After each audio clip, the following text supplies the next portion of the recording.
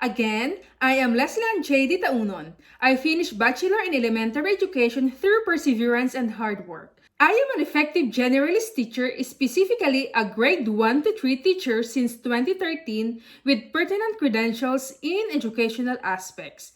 Gained many awards as a coach and contestant in varied fields. I am committed to teaching career and responsible for students' learning.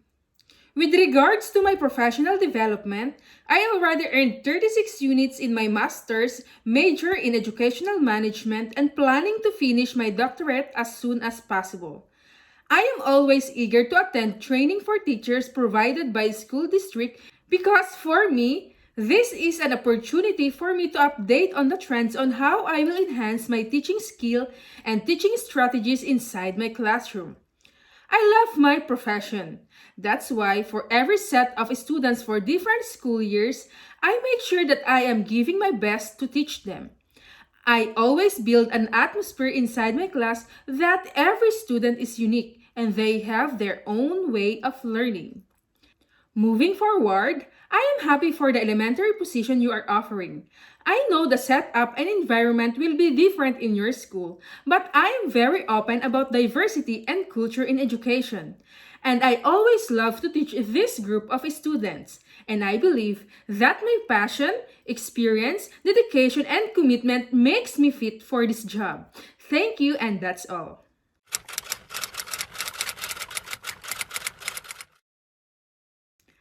As an educator, I always believe that every child is a unique individual. They can learn in their own learning style and timeline. And I know that every student is also capable of succeeding in different fields that fit them. Inside my first grade classroom, I always find balance. I always tell myself that I need to know the academic needs of all my students and how they can perform well. I respect them for that. Therefore, I love centers. Some of them want to work independently. There are students that work best when in a group. Or there are others that will excel when working with their best buddy. Through proper classroom rules, it is very effective on how I am addressing the different learning styles of my students. And that's my educational philosophy. Additionally, as an individual, I am also living with a life philosophy that I always need to be goal-driven person. A goal watered with determination, courage, and perseverance is my ticket to success and in getting what I want for my career, family, and life. That's all.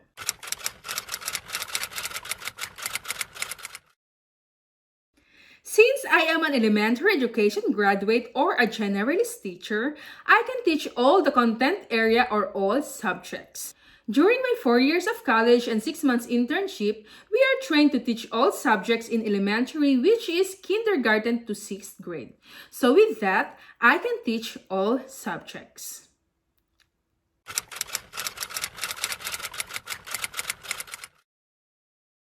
We all know that elementary students have short attention spans, and we are not in control of their behavior and mood. As a teacher, we need to be knowledgeable on how we are going to engage and involve our students. For me, getting their attention through soft and loud voice or being dramatic in delivering the lesson will help a teacher to get students' attention. Stay connected with your students. Ask them some personal questions like, what is your favorite food or color? What is their pet's name or what is their favorite thing to do during weekends? Make sure that everybody has a chance to speak in class or show their work in class, and allow the whole class to appreciate or recognize their work. As a teacher, it is also important that you recognize their feelings as a child.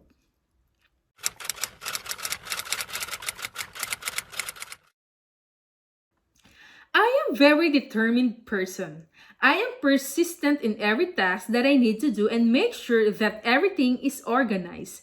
I always did everything ahead of time as I didn't want to cram during deadlines. These attributes are also what I am always applying inside my classroom as a teacher. I always see to it that rules are implemented so everything will be for easy management. But one thing that also makes me cope whenever I am in a new environment or new job or working with a new colleague is that I have a teachable mind and heart. I'm willing to learn the norm and standards if I am new in a working place.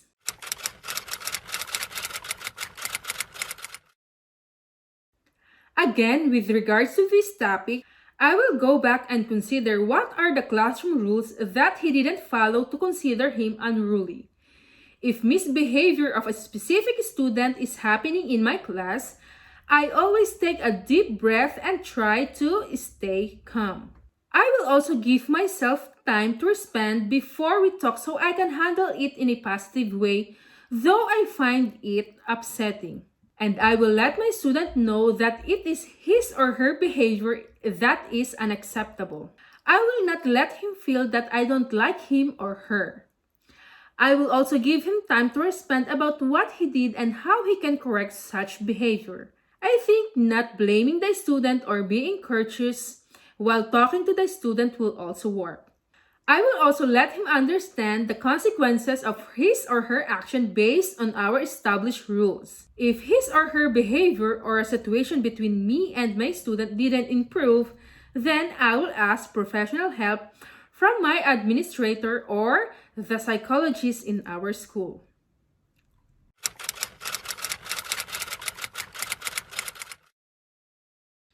As a teacher, if I caught a student who is cheating, I will talk to him privately and I will ask him why he did such a thing.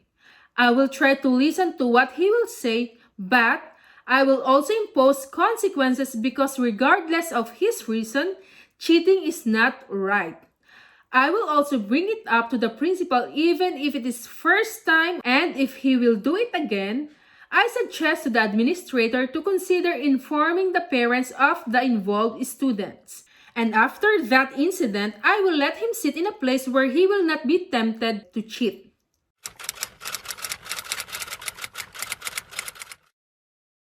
With regards to homework submission, as a teacher, I will also set rules and standards about due dates, late homework, and for not turning in a homework. So it will depend on that rule. But basically, I will accept that late assignment and ask the reason behind. But of course, there should be consequences like point deduction. So it will be fair for those who pass their homework on time.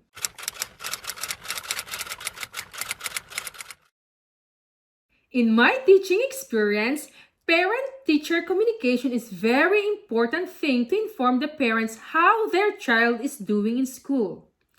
So for me, I will be communicating with parents through phone calls but making sure that I will log every call that I made and write in there the reason for calling and what agreements are made.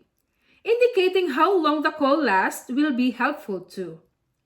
Aside from phone calls, I will be comfortable using emails too. But if those two ways of communications are not available for any parent, I am willing to do what is preferable or available for them.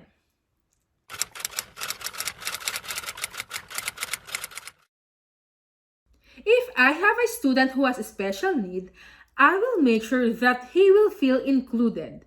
I can modify a learning worksheet for these students, but I will make sure that in every class activity, he will feel belonged. I will look on what he can do rather than what he can't do. I will always coordinate with a special education teacher, a school administrator, or his parents too. Thank you.